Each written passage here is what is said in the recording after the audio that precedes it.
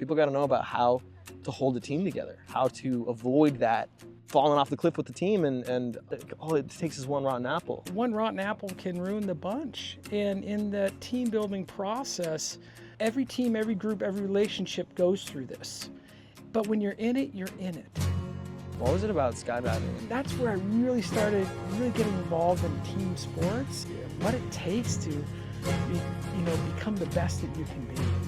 22,000, you said, jumps? Oh yeah. Oh my God, man. Yeah. Not just competing, coaching skydiving, but then building a skydiving business. Sports and business, I mean, it's one and the same. Through those methods that I was part of in developing in sport, when I started my skydiving business, I looked at it and went, what if I utilize these same processes and methods that I developed over here and brought them into my business? And so I created this culture in my business where I grew the business from $250,000 up to $4 million in 7 years. And one of the biggest, I'll say, challenges is communication.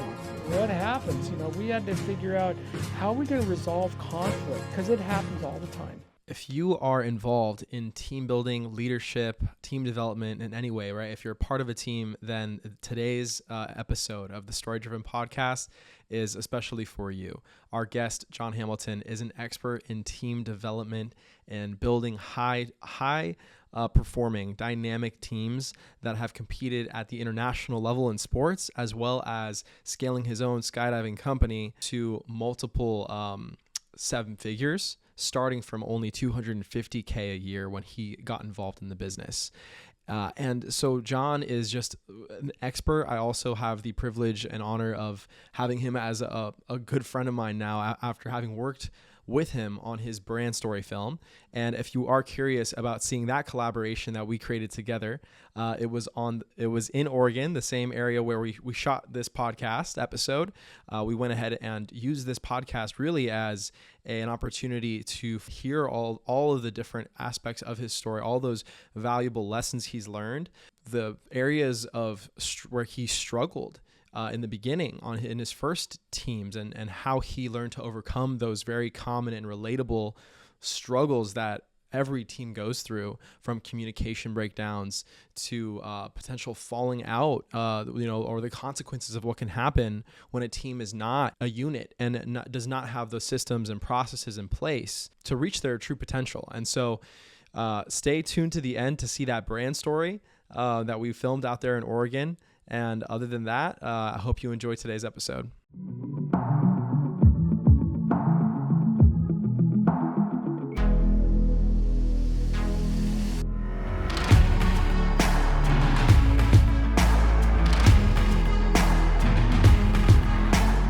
In beautiful Oregon with John Hamilton. Right on. Thanks for having me, Evan. It was great, man. Dude, Let's conversate. what a pleasure it's been the last just 24 hours getting to just chill out with you in Oregon. Yeah, it's amazing here, isn't it? It's beautiful. It's like paradise. It's my slice of heaven, and just being in nature, just feels good. It does feel good, man.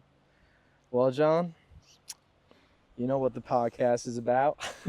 Bring it on. Let's talk. Let's talk stories, man. Tell me your story. Tell me maybe a story from back in the day. How back can we go to the first time in your life that you started on the path? Oh, the path. Whatever started to drive you forward. I have to reflect back when I was 13, 14 years old, and I didn't realize it at the time, but it really had a huge impact on my life through my journey and even today. And when I was 14, me and my buddy, we were into riding bikes on road, 10 speeds and whatnot, at the time 21 speeds. And we made a goal to make a journey. And that journey actually started in Oregon itself, even though I'm here right now, even though I grew up in San Diego. Wow. But our journey was like, we were going to ride down the California coast from Oregon down to San Diego. And we worked hard, and it was a struggle. And we did it, and we took a month, and we did it, and it was such an amazing experience. And it taught me so much about what it's like to work hard and set a goal and achieve it, and the rewards on that other side of achieving a really difficult goal to accomplish. That sounds crazy, man. Especially at 14 years old Yeah, to it go down a full state. I mean, the length of. Where did you start in Oregon? I started in Grants Pass, Oregon. So what's that like? That's South Oregon. South Oregon. Kind of just north of the California border. You're going all the way through California. Yeah, average about 80 miles a day, and we camped every night, and it was a struggle. It was hard. I was gonna ask, man. Like, was there any moments where you thought, like, I don't think we're gonna make it? Oh man, there are days where you just go, you get done with it could have been 100 miles for the day, and then you got to set up camp and set up your tent and make food, and then you just get up and you rinse and repeat it the next day. It was hard. It's not an easy journey. Yeah, that's crazy, man. Yeah. Well, so you had that sounds like the first real team experience. Yeah, it was shaped you. I'd say a collaboration with one other guy, and yeah, that's my first. Skipped the stuff when I was a kid and played baseball and stuff like that, because that's just what you do as a kid. Parents put you in as this activity, but Right. that was the first real experience about collaborating together. Mm. But then when I started getting in my very early 20s, I actually fell in the sport of skydiving. And wow, I found something, I was always athletic. And I found something that I truly was passionate about and was turned on and was excited about. Wow. And, and then that's where I really started getting involved in team sports and what that looks like, what it means, and what it takes to become the best that you can be. What was it about skydiving? I'm curious. That really lit you up. I suppose I've always had that type A personality. I like the excitement. I like the challenge. I like the thrill. And, my dad was a retired Air Force pilot, fought in World War II. And I don't know, something came through him to me genetically that I had this passion for flight. And that came out in the sport of skydiving. Ah, okay, I can see that. Yeah. And then, I mean, you've been telling me you eventually went on to learn to fly planes as well. Is that right? Yeah, I had a whole career in jumping out of them, and then eventually I thought, man, I want to fly these things. I had over 22,000 skydives, but I wanted to, I want to learn. I might as well learn how to fly. I had a business, and so that was just another, journey I went on, which has been really fun. 22,000, you said. Yeah. Jumps? Oh yeah. Oh my God, man. Yeah. And so you were involved in the competitive level. Yeah. Tell me a bit about that world. Sure. I recall when I first started, I just had a passion, and all I ever wanted to do was go out to the skydiving center on the weekend and just jump. And I didn't care who I was jumping with, and I was really excited about it. And then I got involved in my first, kind of intermediate team. And we set a short-term goal. Hey, let's just kind of practice together for 3 months, and let's go to this competition. It's just a local competition. But that sowed the seed. Once we accomplished that, to actually let's go participate in national championships in the intermediate division. But that experience was so fulfilling that when I went to that national championships and I saw the professionals there in the open class, I was looking at them in wonderment, doing the very things at a professional level that I wanted to do. Wow. And I looked at them and I thought to myself, they have 2 arms and 2 legs. So do I. That's it. I'm going to do what they're doing. Fuck yeah. And that was kind of really propelled me on my journey to become a professional skydiver. That's awesome, man. Yeah. I really do think that it is true that we could do anything. You can't do everything, but you could do anything if you put your mind to it. Yeah. Like, I mean, I only skydived once and I nearly shit myself, but Yeah, well, fair enough. You almost did earlier anyway. but if Evan, I so- was that lit up about it that I wanted to keep jumping out of that plane and nearly shitting myself, you could do it. Like, Yeah. if the passion's there, You know the drive what? is there. And You that's know, that's the thing that I love, about, I always look for what people are passionate about, and go for it. yeah. I remember my dad instilled that in me. he just, when I told him, Dad, this is what I really want to do, and he looked at me and he goes, go for it, son. That was impactful for me, that I had the support of my dad. That's To huge. telling him, it didn't matter about going down the business career. He goes, no, man. He goes, follow your dream. Wow. So that was really cool.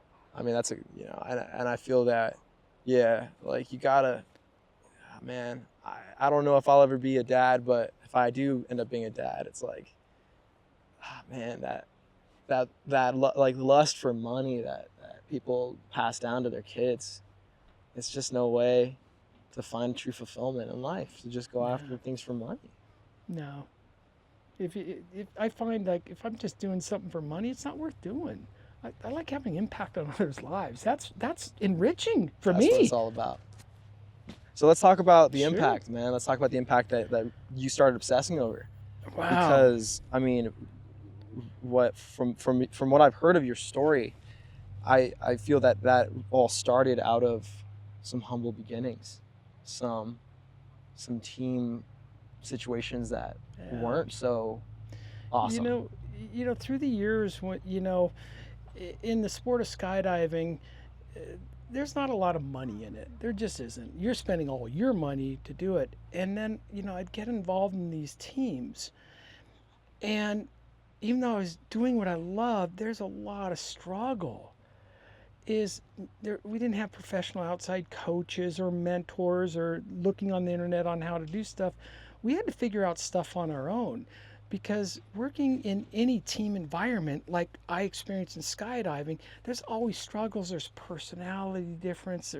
There's conflicts. There's learning how to set goals, but no one taught us this. And so we developed it, in the teams I was part of, in the real world as we were living it. Experience. It was experience. Yeah. But I can't say it's not an easy path. Yeah. Because sometimes when you're in the struggle, no matter what that struggle is, you're in it. And sometimes it's really difficult to see the forest through the trees, or the trees through the forest, however you want to say it. So, I mean, you're an expert at team building. I've witnessed it firsthand. I've witnessed your power as an impactful team development coach for business partners, for executive teams. I've seen firsthand the expertise through the experience. I feel like expertise and experience intertwine for you. And I'm just curious where it all began for you in terms of seeing those problems out there that you wanted to solve. What were some of those problems with teams that you were? Boy, there's some of the problems with the teams. I kind of touched on it, about, how do you resolve conflict when it happens? And it really came down to communication and learning how to listen to each other, and always keep in mind what our end goal was, even though we were stumbling and along our journey. And so I started recognizing that it takes a lot of work and a lot of systems in place to be able to work through these things. And these elements, you're not taught these things in school. Even in my youth in sports, your coach isn't telling you how to drive a team. Yeah. You're just there and you just show up and you participate and hope for the best. And the outcome of that is so many teams that I've been a part of fall apart. Teams fall apart. Friendships are lost. Partnerships are broken. Toxicity creeps in. Teams not achieving their true potential, not meeting their goals, and it can be a real letdown. It really can. It can be traumatizing, man. It I know sucks. for me, I've had a few. It's like PTSD, just thinking back to some of the ways that I was treated, and the ways that communication breakdowns occurred, and connections were completely cut off because of poor team dynamics, poor team strategies, you know? And so that's why, man, I just love to see and work with you firsthand, implement the strategies that you've taught me into my own team, into working with Ian. And it's been a game changer, honestly. So that's honestly why I wanted to sit down with you today, was because you're the real deal. And people got to know about this stuff. People got to know about how to hold a team together, how to avoid that falling off the cliff with the team, and for even from all it takes is one rotten apple is something we talked about earlier. We talked earlier, is that one rotten apple can ruin the bunch. And in the team building process, I recall back when I'd look at what are the key factors in looking for a teammate. And too often than not, I was always looking for people who had the best ability. Right, the skill set, the resume. The skill set, the resume, right. And who's going to perform the best. And I realized early on that this isn't how to go about it. And that, I was totally missing prioritizing people's attitude and their commitment to the project. Mm-hmm. And, I remember having one teammate, and it was so toxic that I almost quit the very sport that I was so passionate about. Mm-hmm. It sucked. It really does suck. The way that things can end. And I see this happen day in and day out with different businesses. People leave. There's broken friendships and relationships, and it's just sucks. It's a sucky experience. That's why you see a lot of solopreneurs out there, because they just don't know how to structure a team and what drives a team forward. Yeah, and it's not impossible to learn and do. It takes a lot of work though. And even if you're I remember when I was at the top level of my sport, and people would hire me to be a professional coach for their teams. But when I was in it, I was in it. Sometimes I can't see the forest through the trees when I'm involved in the conflict. Even if sometimes, it's needing that outside pair of eyes, advisor, consultant, something. Shine the shiny light, and shine light in darkness. Yeah, absolutely. Yeah. So I'd love to dive more into those strategies, the methods that you've developed over all these years of experience you have under your belt. But first, I'd love to just hear more stories of, like, just firsthand stories. What was it? Tell me the story of finding the methods. Like, how did you discover those? I would like to say, half, research and development and looking at different models that worked. And a lot of it was through dumb luck by figuring it out through the struggle and knowing that we had to make a shift and change. So I think it's a balance, right, from these different experiences and looking in other sports going, hey, what the heck are they doing over there that we're not, because we weren't. So modeling. Yeah. And then just trial and error. What about if there's any like particular instances, one that comes to mind that I still want to hear more about would be your experience of actually not just competing and coaching skydiving, but then building a skydiving business.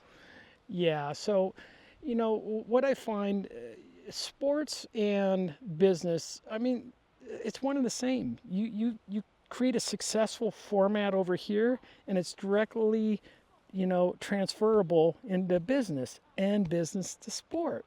It's the same process. And even in personal relationships and teams and groups, they all go through the same struggle through the different stages of team development. Right.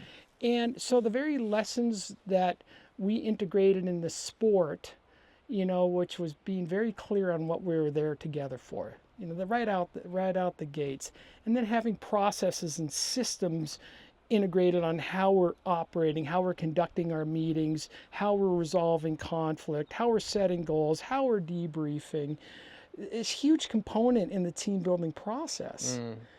And one of the biggest, I'll say, challenges that all groups, and even I would go through, is communication. What happens? We had to figure out how we're going to resolve conflict, because it happens all the time. Yeah. It happens daily in relationships and teams and groups. And so, but through those methods that I was part of in developing in sport, when I started my skydiving business, I looked at it and went, what if I utilize these same processes and methods that I developed over here and brought them into my business? Yeah. And it was directly relatable. And so I created this culture in my business where I grew the business from $250,000 up to $4 million in 7 years. Incredible. And I looked at that and I went, oh my God, this stuff really works, not just for sport, but for business also. Huge. Kudos. Yeah, Like- I mean that is huge. That is a huge accomplishment, honestly. And so I'm honored to be able to hang thanks. out with you, man, and Yeah, learn from you right and on. hear your story, because there's so much value in the experiences that you've had and that now you're bringing to others. No, You're bringing to the table. You know, when I'm able to share my experiences and the methods on the team building and how to move things forward with others, I light up like a Christmas tree. I do, because you know, when I see people reach their potential or exceed what they even think that they can potentially accomplish, I'm excited that I'm part of that journey, and I get so turned on. Yeah. I mean, I've seen it again firsthand. It was just like seeing with you helping me with my team development, right? Helping me through that. It's like you're not just sitting there giving a lesson, you know, feeling like, oh, I'm here to be your coach and I'm here to, no, you show up and you're like, I'm here with you. We're in this together. You become a part of the team. Yeah. And I really appreciate the way that you go about that. You work with these teams and you really do become a part of the team, a facilitator to really empower their leadership. Yeah, it's an interesting balance that I strike in my process. And you know, at first I'm a facilitator. I'm involved in all the processes, because when I share my own experience through the experience they're going through, it creates the structure for them to follow. And then as it moves on, as we work together, I start taking those steps back, you know, to where they're incorporating the very systems and processes that we really go in depth on into they take ownership of it then, which leads to learning how to become an impactful leader of teams. So that's kind of, you know, the journey that when I'm working with different teams looks like. Yeah, and honestly, I feel like this information could, like you mentioned before, you said it's not just teams, it's any personal relations. These tools can help people, you know, like relationships. You know, it's interesting. Families. Yeah, and you know, this goes back to it's called the Tuckman's model of team development, and it's known, it's out there, and anyone can look this up. And every team, every group, every relationship goes through this. But when you're in it, and you don't know where you are. And that's where an outside facilitator coach comes in and goes, and knows how to work the processes through those different, you know, systems to be able to transition from one struggle area into the next. Are these the 4 phases? I think I remember you telling me this. There's 4 phases. I liked the way you described it, because it's like I found, oh wait, me and my team are exactly in this. It was like pretty dead on. You know, in the beginning, it's all unicorns and rainbows and flowers and hope and possibility and excitement. Hey, Kevin, we're going to team up and we're going to, go conquer the world. Conquer the world. And oh my God, we're going to make money and da, da, da. And there's a lot of excitement. And that's the forming stage of the team development process. And that also happens in relationships, personal relationships, loving relationships. Yeah, friendships. You get involved in these relationships, and whether they say the honeymoon phase, the first 3 months, and it's all goo goo gaga and it's fun and it's exciting, and then it kind of transitions what you call a storming phase, where hey, you get some arguments, there's some conflict, and you know you're going through all this internal struggle, and you know, like I said, there could be some fights, not physical fights, but you know, struggle, and you start questioning each other, why you're even doing this, and you know, you start questioning yourself, questioning leadership, and it's a tough time. Yeah. And some teams honestly never get past the storming phase. Yeah. And it's difficult, and it could be a struggle, but when you integrate these systems and processes, it's a lot easier to transition through it once you understand it and also have effective leadership. And then, once teams get through that phase, they go into this, what you call the norming phase. And I call that, a phase of acceptance. You accept each other and you start building trust, the communication improves, and work productivity starts going up. And then, the last stage, and I won't say the last because the last stage is actually when you're splitting apart, but you get to this phase called performing. Mm-hmm. That's where things get a little bit more automatic. Trust is high, relationships are solid, communication is flow, there's less conflict, there's a lot more trust, and it's like me looking at you going, I got your back, Evan. Yeah. It's like automatic. You just look at someone, they got you. Yeah, you're like, yeah, we got this. Yeah. That's that. Yeah, I feel that. Like, And then usually the last stage is called the journeying. That's the Tuckman's model. And that's when, let's say a group or a team meets their ultimate vision, their end goal, and then they're breaking apart. It's done. The project's over, whatever it is. And you know what I find really ironic? Is that the groups or individuals within that group are happiest because the group failed. Oh, yeah. Really? They're happy just to get away from this thing. Right. But when it's actually When it succeeds, beautiful, it's sorrow. it's like bittersweet. It's like, oh man. You lose a sense of self. Wow. A sense of belonging. Yeah. And it's really sad. It is. Yeah, you're losing like a family almost. Like you were operating with. Yeah. You were able to create something that became greater than the sum of its parts. Yeah, absolutely. Oh, this is just gorgeous. I mean, here we are next to the Metolius River, forest, blue skies. It's just sense of nature. I love this. That's why I moved up here. Yeah, man. Yeah, I can see that. Now you're getting me to one day watch me move out here. Yeah, man, it can be addictive.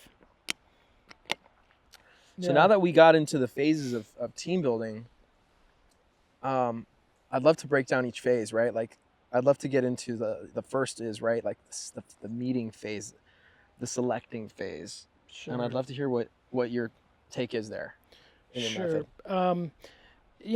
First of all, as a leader of any group, any team, any endeavor, a leader kind of has to cast the vision, the end goal.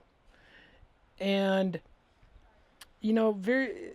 so it's important to set that foundation, the expectations, the destination, because if you're not, it doesn't have to be crystal clear, you're casting the vision, but as you bring on the, relevant teammates or partners or whoever that is into that, arena when you're setting your foundation, that things can change. Everything that we do in business and sport, it's based on, how we're going to operate, but everything is flexible. Mm-hmm. So even as a leader, you don't have to be so set, like, I've got to be the leader and I have to cast this vision and it has to be perfect and then have everyone buy into that. It's part of the process of team building is getting people integrated and being part of your vision, taking ownership of that vision. That's so imperative. And so, very soon, in that team or partners, selection process, and I mentioned this earlier, that I did it wrong. I was only looking for the ability. But I realized that if I can find diversity in different ages and, people that are truly committed. And to me, some of my best teammates in sports, they moved from Australia, from Florida, from Texas, all to be part of one of the teams I developed. That's commitment. Oh, yeah. That speaks volumes. It's not someone showing up, I'm committed. No, commitment shows up through action. Mm-hmm. To me, when I see that, hands down, I will pick that time and time again over their resume or their ability. Yeah. And you know what? At the end of the day, also, which is equally important of commitment, is attitude. Yeah. Look we all want to pal out with our best friends. Okay, I get it, but there's got to be a sense of compatibility that you can communicate with somebody. Mm-hmm. You're still going to go through the struggle. There's no avoiding that. Mm-hmm. But if you solely choose on ability, yeah. It's a horrible experience. Oh man, because then the disrespect comes in. Oh, and then the breakdowns of communication start, conflict, no resolution. It's like oh, if you if ever, there's if, no yeah. same attitude, there's no finding that middle ground with the person. I mean, have you ever been in a relationship, Evan? And I know I have, where, a loving relationship, and I didn't want to come home. Yeah. It was just a horrible feeling and experience. And Yeah, like forgetting about teams for a second. Yeah, man. Like yeah, where the attitude was off. no, it's just, The yeah, it was just you get beaten selfish attitude. down, Yeah. and it's just like, I'd rather not go home. Yeah. Yeah. And it's the same feeling. Yeah, I could remember teams I was a part of, whether as co-founders, strategic partners in business partnerships, or even as an employee. I mean, honestly, I feel like that's where it's the worst of it. There's a lot of employee boss relationships where the boss, it feels more like their attitude makes it like they want you to feel like you're working for them, not with them. Yeah, and that comes down to leadership, personality styles and leadership, or should I say lack of leadership. One thing I really in the beginning is, deal with the tough questions up front. And so many people, even business leaders, there's a sense of what's in it for me. There really is. Even employees, even partners, and it's what's in it for me. But when you change that what's in it for me to what's in it for us, it changes the whole dynamics. And I really work with partnerships and teams where I really try to help them structure, a shared financial outcome. Because when you're able to create that, wow, it's an unspoken thing. It automatically starts creating, more teamwork. Yeah. Without even saying anything else other than creating that. And that could be, where a business allocates X amount of money, and based on these parameters, they're going to equally distribute it out to their staff, however it's structured. There's 1,000 different ways of doing it. But just having that one small element is so key, is having a shared financial outcome. John, you got so many stories. I'd love to hear more. And pertaining to, I know one, I think you told a ways back, was a brief, you briefly got into how you helped grow your team, right? From the 250, the $250,000 to 4, and a specific strategy you used for shared financial outcomes. Sure. That I thought was really profound. Yeah. When we were selling our product, it doesn't matter, it's a product or service, is that what I realized is that there's a lot of touch points. It's not just, and what we had originally set up was the, whoever made the sale got the bonus, or however we allocated funds, whoever closed the sale. But it didn't promote, collaboration. Right. It just didn't. And I kind of looked at how many touch points did people go through to actually purchase. People that are making phone calls. I had staff answering phone calls, answering emails. Sometimes people would come in and have another staff member. And so, I realized this is a what's in it for me when you're just incentivizing the one person to. So what I did was, yes, I wanted to, allocate X amount of that money toward the person that closed the sale. Let's just call it 50%, for lack of better words, of whatever we structured at the time. And then I'd take that remaining 50% and put it into, call it a general bonus fund, where all this stuff would add up, and then this bonus fund would be allocated to every person on the staff, the sales staff, okay, based on the hours that they worked. Yeah. And so it took away the fight for who's going to answer the phone and close the deal, because everyone's part of it now, and everyone's benefiting from it, even if someone else is answering the phone or closing the sale, however that looks like. Yeah, it makes so much sense. And it made me realize just how many environments I had been in that were creating that toxic what's in it for me, and how even on the opposite end of those environments, as the customer, Yeah. it creates this feeling of like, whoa, Pressure. like you've got all these wolves circling you, like, and like one, if one guy walks away, the other one is gonna step in, and then the other guy's gonna get pissed off the other guy, and then the energy's all like, what the fuck, dude? I'm just trying to buy a car. You know what? That's what happened. I bought a car a year and a half ago, and I went in there, and I felt like these vampires, attacking me as soon as I walk on the lot. Same thing. About like a year and a half ago, I bought my truck, my Tacoma, and it was the same thing. It was like, what's in it for me? What's in it for me all around? And because the like, business, the dealership only incentivized the person that got the sale or closed the sale. Yeah. But there's other people that are part of that process. Getting left out. And then that's creating an imbalance in the environment. Imbalance, it's conflict, it's jealousy. And it's not healthy. Yeah. So that's why I always really, really look for, ways of creating, shared financial outcomes. Yeah, that's because key. it brings everything down, and it makes the customer experience that much better too. Yeah, there's better ways to go about it, and that was something I really, through you, I learned. Like, man, there is such a better way here. That people are just, greed is blinding. Yeah. Yeah. Agreed. Yeah. So we just went over really like shared financial outcome is a huge part of it where I feel a lot of teams break down, right? There's not the shared financial outcome. One party is being asked and expected of a lot. And getting either like the other party is saying, yeah, down the line, usually the party with the power or the ownership is saying, yeah, down the line, we'll work it out.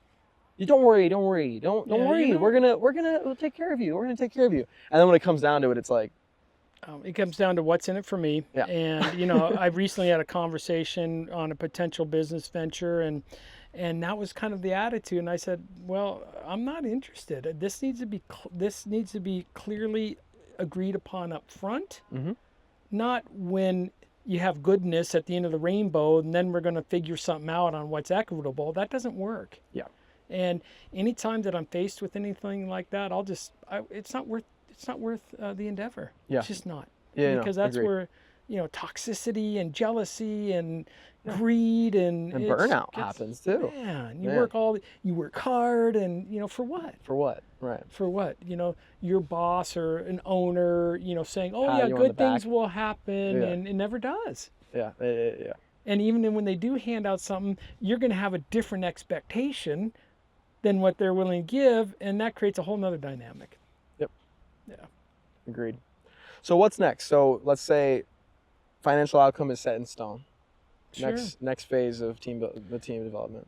Once you have people on your team, you've gotten through some of the basic structures, your vision, your end goal. I really dive into the processes. And to me, the processes and agreements is you're actually working together and creating a so-called owner's manual of your car. And the processes that's going to drive those businesses forward, how you're agreeing to resolve conflict, how you're setting goals, how you're debriefing goals. And as you do that, you're actually creating that owner's manual for how you're driving your business, because things are going to break. They just do. Okay? And just like your car, when you have that little yellow light that flashes in the dashboard and you start looking at it, what do? You grab the owner's manual, you look up on page 233, see what that yellow flashing light is, you remedy the situation, problem solved. And same thing with operating in teams. You make these agreements, trust me, they will break. Something's going to break. But when you go back and you review what you agreed upon on how you're going to operate, and you'll probably realize, oh, we've been failing, we haven't been doing whatever that is. And then once you address that, problem's usually solved. So the agreements and processes is a really key component. And another thing too in this is I really hit home, and this kind of starts blending into communication, is you're going to have conflict. You're going to have conflict. And it's about creating structures on how to resolve that conflict in a healthy manner. Right. Okay?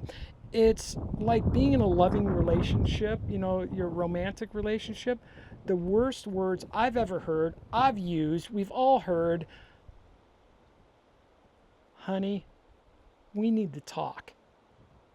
Man, you know that there's something wrong and probably pretty bad when it gets to that level. But when you structure, a healthy way of communicating and dealing with conflict, where it's actually you're dealing with conflict, let's say in business it could be every week or every other week. It just depends on the team or the business thing, partnership.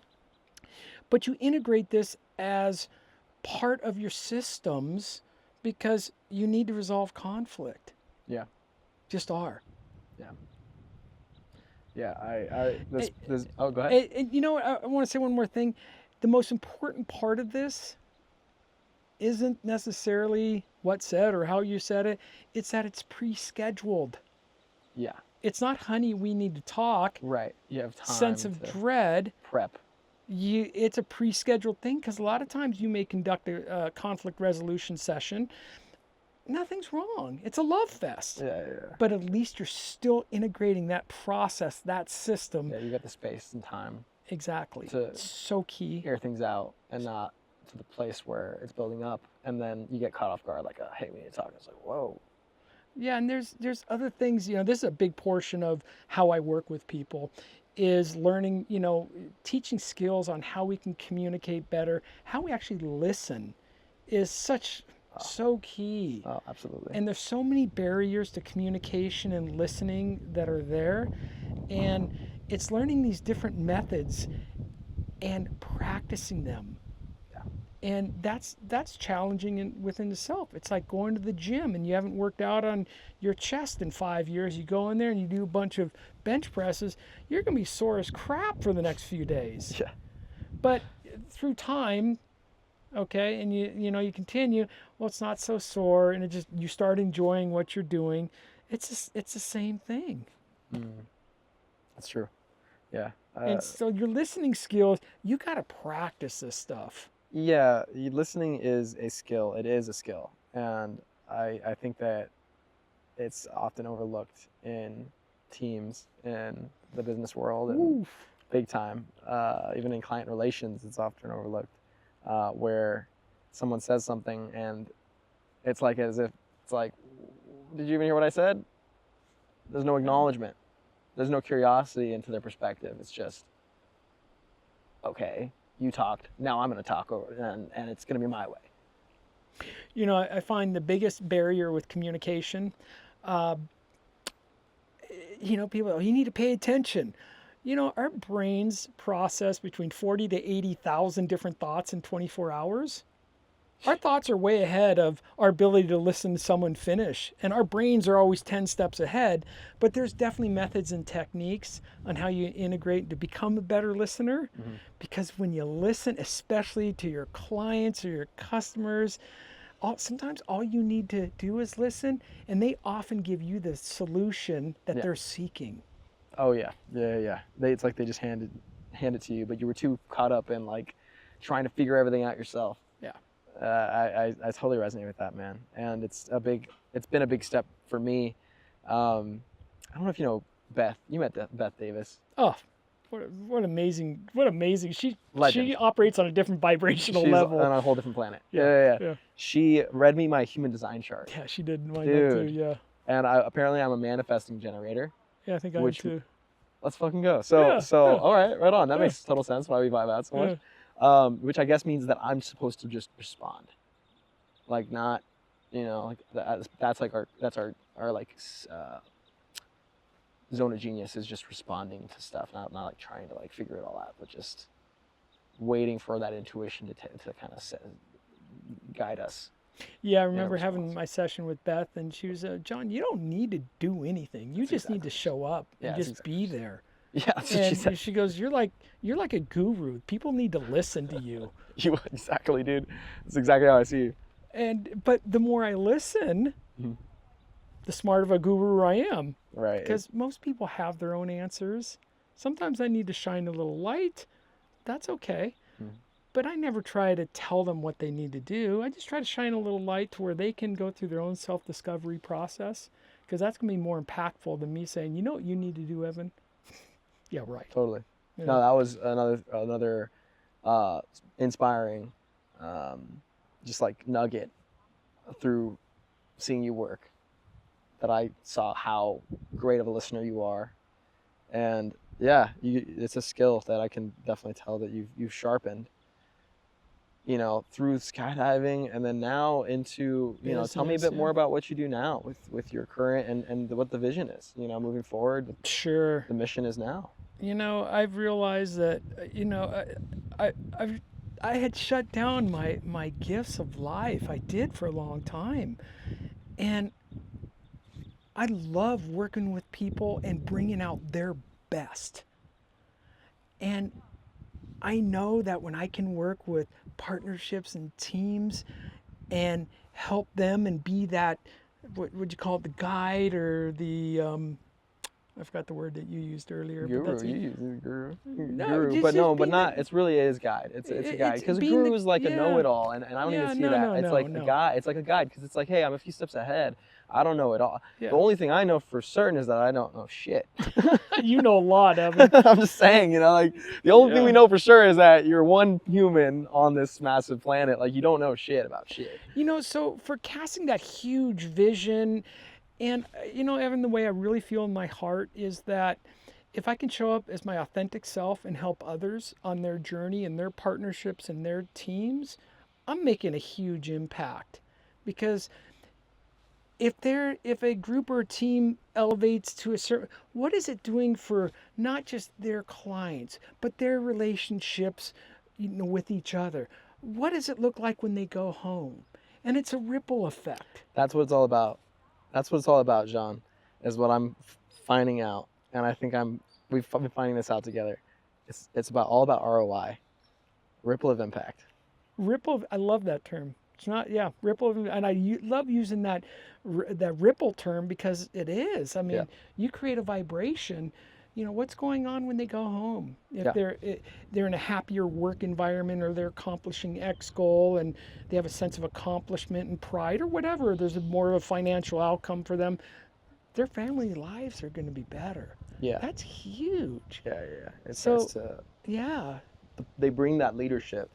Yeah. They bring those skills and communication, and that's something that I feel very aligned with you in, is the way that we're showing up to help others, help them with the communication aspect, right?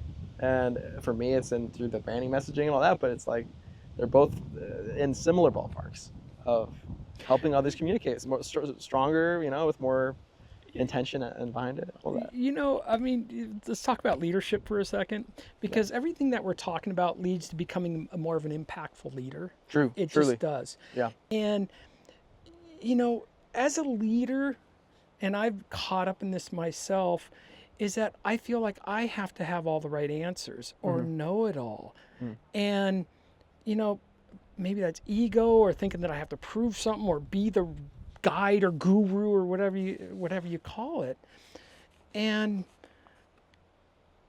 when you call a meeting, or as a leader, if you can learn how to speak last, and you gather your team around, and you're faced with a challenge that you ultimately have to make a decision, but when you get feedback from your tribe, from your team, for the people invested in the project, whatever that looks like, okay, and you speak last, you're going to get a lot of good information before having to make that decision.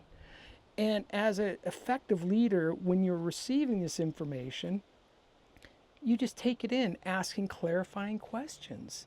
It's as simple as that. You don't sit there in front of a group and nod your head yes when you like something you hear, or no, because the way you speak, your physical action has an impact on what people say and do.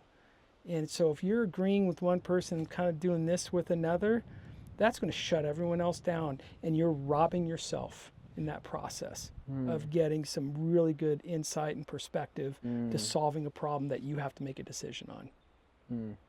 That's so true. Yeah.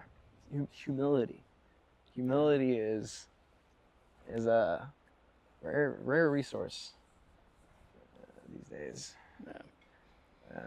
It does take a specific journey to cultivate humility, and I think that maybe for some they just haven't hit those humbling rocks. It's funny The- how the universe acts, right? Mhm. I mean, I've had this happen to me plenty in my life, and you make a mistake or you're not aware, and the universe throws a little pebble at you, and you kind of feel something, whatever.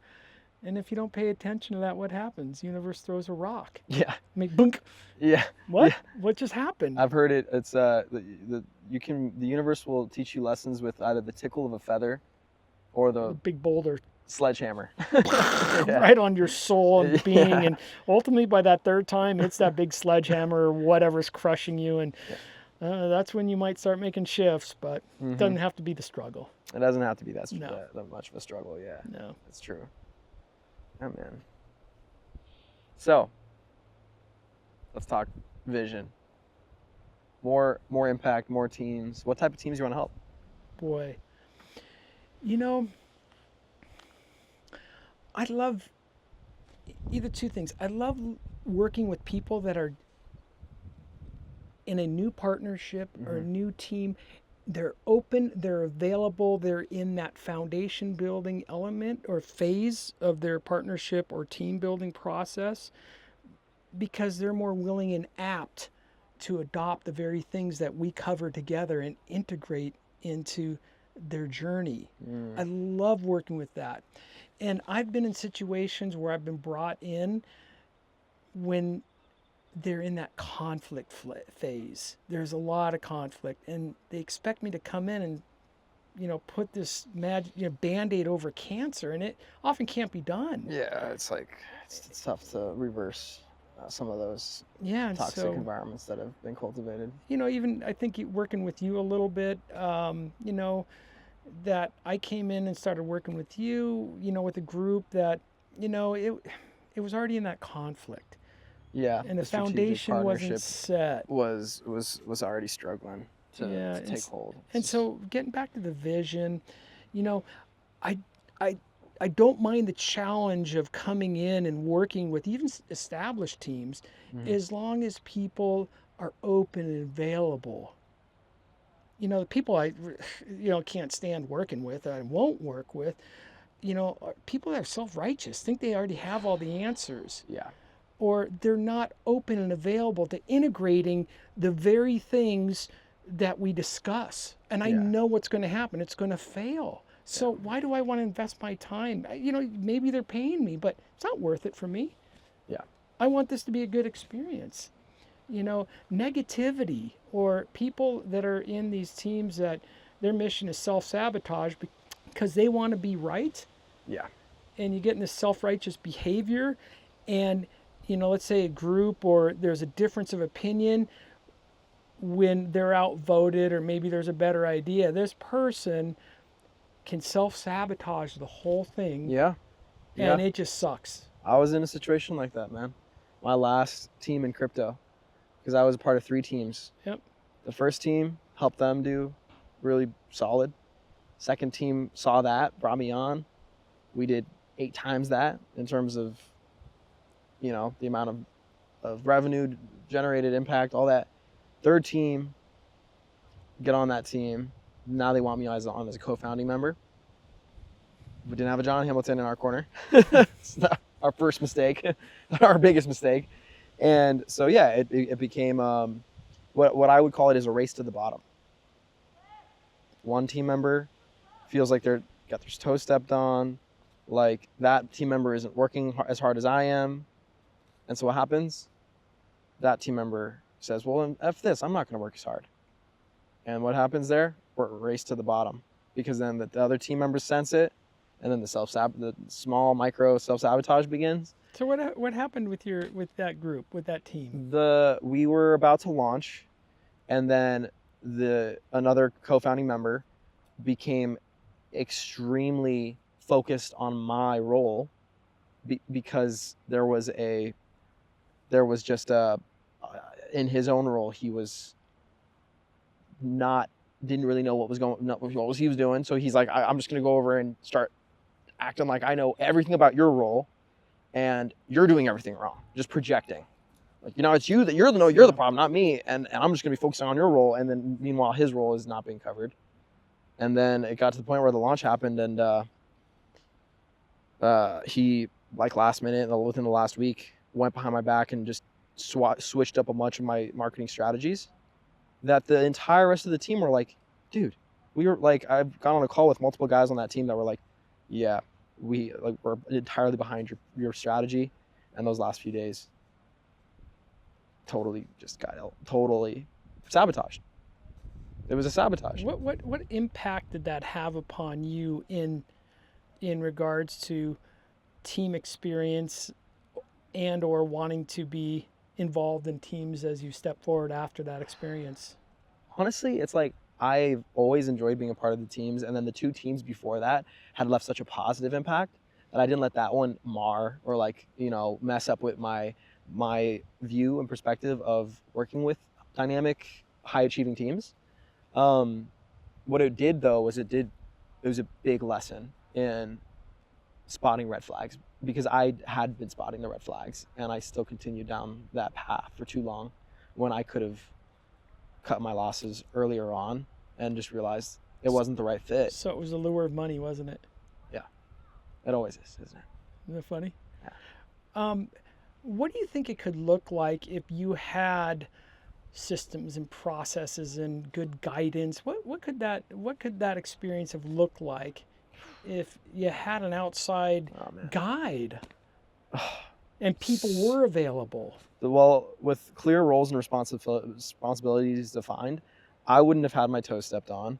The original strategy would have been agreed upon, and that would have been it. We would have had proper debriefing meetings where those decisions would have been made, so that no individual could come in and then swoop in and take over my roles and responsibilities behind my back, and then go and create a sabotaged marketing launch plan that was in multiple ways contradictory, and building no trust, but actually in fact the exact opposite. Lost pretty much our community that we've fostered, their entire trust. We had grown a community of over 20,000 members, and they were just like, "The hell's this shit, man? You're going against everything that your brand stands for that I developed."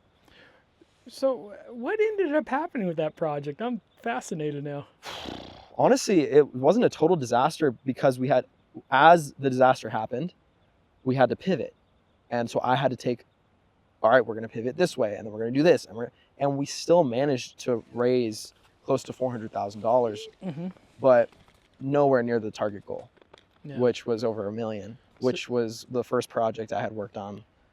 So similar story happened. So that reminds me of, groups or teams not reaching their potential. Yeah. And by the way, on that first project, similar story. The team hadn't listened to what I had suggested. And the same thing, the project stalled out at around 300K, when it was a 1.2 million is really what we could have made as a team. These were 3 kids in the Philippines, extremely smart, but to that point, so smart that they're like, Evan, I think we know more than you. And I was like, in my particular department, in my field of marketing, guys, I know you're really smart. I know a lot about marketing and launching and branding. Do you mind me asking you something, So Evan, it's like here? roles and responsibilities, man. So important, man. In that experience, so you were suggesting to do it one way. Yes. I saw that the way that they wanted to do it was going to wreck their brand's relationship with their audience. It was so they chose a different path that wasn't money motivated. And at that point, you were essentially outvoted or whatever. What was your behavior like when you were outvoted? What was that? What did you do? I accepted it, and I said, guys, okay, we'll try that. And I said, if that's, because I was an advisor. I was a strategic advisor. Gotcha. Coach. Yeah. Like someone who can just be there. I'm going to give you my advice. And then I said, okay, I've given you my piece. As soon as the launch started failing, the whole team's scrambling, looking at me like, what do we do now? Oh, shit. And so what did I do? I said, guys, you're not going to like my answer, but we're going to have to dig in for like the next 3 days, 24/7. Like we're going to have to be doing PR, reviving your brand, reviving the community's trust, pivoting, creative innovation, putting out new marketing content that's going to create new incentive, respark, and then relaunch the product.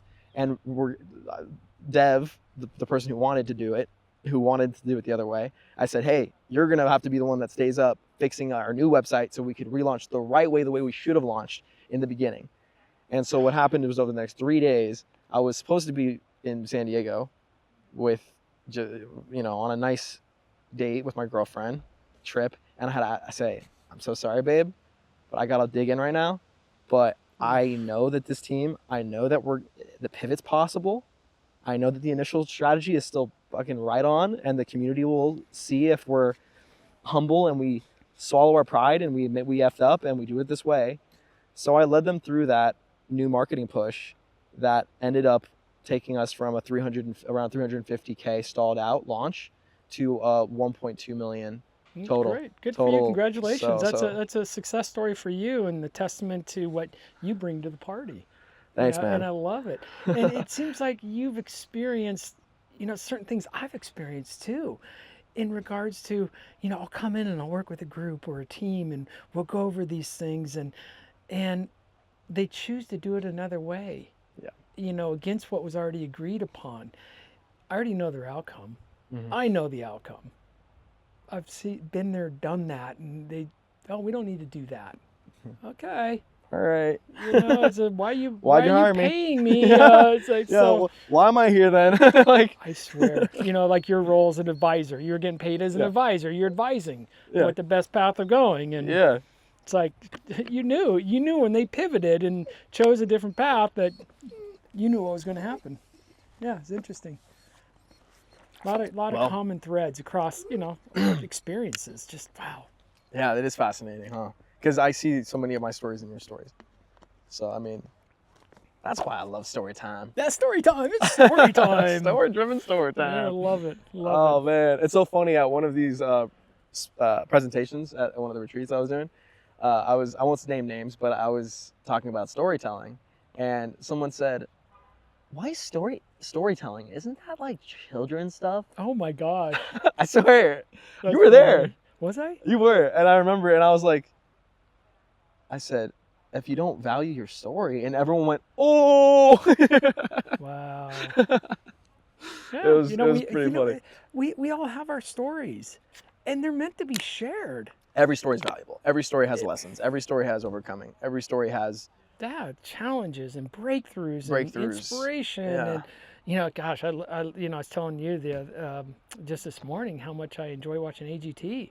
And I like seeing those stories. Oh yeah, America's Got Talent. America's Got Talent. Well, that's why it's such a successful show. Yeah, it's because it's not just about the what. It's not about the what you do.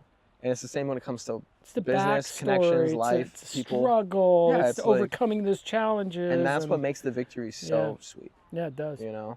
And so, man, speaking of this, just total one thing that caught my mind that you mentioned that I was like, I kind of want to ask about that.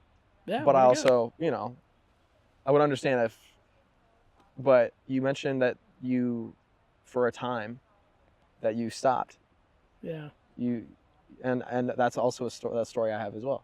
So it just caught me because I was like, that's exactly my story, man. I was, got burned out. I just, business, went through a divorce. I went through some dark times. Same, went through a breakup. Yeah. Burnout, right around the same time. Yeah, I sold my business, and I needed something different. It wasn't fulfilling, and I realized my whole life felt like it was governed by my own type A personality and ego and accomplishments and next. And what I really realize now in my life, it's about being there for others and the human experience. And to me, that's so much more enriching than how I've led my life in the past. It's just a different. Yeah, no, I can say the same. The life in the past life, Evan was like so motivated by making it for superficial. Trying to prove yourself. Gains, trying to prove myself, trying to get to that place where I could say, now I won't feel so alone. Yeah. Yeah. You know? Yeah. It's like, people need to know. I mean, these struggles that we're talking about today, you're not alone. They're not alone. Yeah, As an that's- entrepreneur or partnership, and you're in this struggle, you're not alone. But I also want to say that you don't have to continually be in the struggle. There are ways and methods and processes that make your journey so much more enriching, and with your profitability and everything, your client's experience. Yeah. When you have, you have certain key components in place to work with, but you're not alone in the struggle. And you may be the most savvy business entrepreneur, the smartest person in the room, but sometimes it's difficult to see the forest through the trees, and you just need a little guiding light to help you, navigate through those dark spaces. Hell yeah. Yeah, Yeah. Well, John, it's been a pleasure, man. it was good. You really are just a well of knowledge, of experience, of just enthusiasm too for the teams you work with. And I had the pleasure of interviewing 2 of your clients, and just the amount of praise and credit Awesome. and love that they poured. Man, I'm you. It's so just- grateful. I'm so grateful for that. I really am. And that's just I love helping people. I love bringing forth everything that I have, and just helping out others, because it's just an amazing experience, not just for them, but for me. I'm part of their journey, and I love it. I'm just so stoked to see your continued growth, man. Like I already see the teams flocking to you. Like That's awesome. it's already been happening, and it's gonna continue, man. Because you really are the real deal. Cool. So I appreciate your time today. I Man, appreciate thank you you. for inviting me out to Oregon, man. And That's awesome. And thanks for helping, draw this stuff out of me that I'm so passionate about, that sometimes gets stuck inside. And Evan, your ability to, help get my head in the right place. To be able to bring this stuff out in a way that's its actual story. It's brilliant. Brilliant. Oh, wow. It's great. It's a pleasure. it's been a pleasure, man. I can't wait to continue crushing it. John's brand story coming out soon. Bam! So that is it for today's episode. If you haven't yet, be sure to subscribe, like, comment any takeaways, any value that you found in today's episode. And if you are looking for a team coach, someone who is really just going to go above and beyond in facilitating and really finding your team's highest potential, then absolutely reach out to John. I'll leave his contact information in the description. We did also shoot John Hamilton's brand story out there in Oregon. That is a about 3-minute mini documentary on John's business, Apex Team Ascension. And so if you'd like to check that out, stick around. As always, it's been a pleasure, and I'll be seeing you real soon.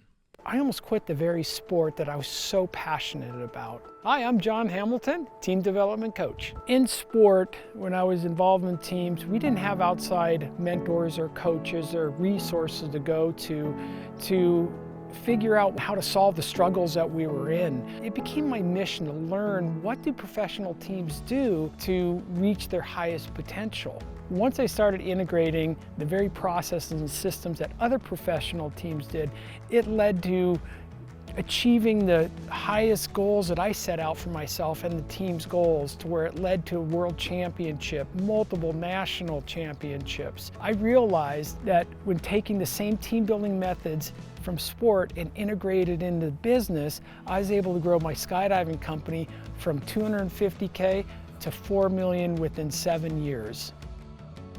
So what I do is work with executive teams and business partnerships to build bridges to navigate over troubled waters, to avoid conflict and lack of communication and broken relationships, so they can reach their highest potential in as little as 3 to 4 months. I come in as a facilitator and integrate my methodology and be part of their processes as they learn and integrate them into their team. And as they become comfortable, I start stepping back to empower their leadership. Been working with John for quite some time and have been discovering amazing results. John is really about focusing on the significance of each of the team members and what are the talents and skills and experience that they bring forth? And then how can that bring the teams together? I greatly underestimated what John had to bring to the table. And one thing John has really helped us with is really getting on track and making sure that we're staying focused, not only in our meetings, but just with our business operations in general. He's not going to baby you. He's not there to make you feel good, although he will make you feel good. He's there to help you become the best version of yourself. I'm really proud and grateful to say that we have a really strong team of about 5 people who are with us in some ongoing capacity or other. And it's a credit to the before-after impact of John Hamilton, how he activated my leadership, helped me get really clear on what exactly the roles are for my organization, for mine and Muncie's. We're really, really grateful for amazing leadership that John Hamilton brings with his Apex Team Ascension model, and he has truly served me and my team in the most amazing world-class way possible by giving so much time and energy to help us grow our business. If you're a team or a business partnership and you want to reach your highest potential, reach out and contact me. I'd love to talk to you, see if it's a good fit.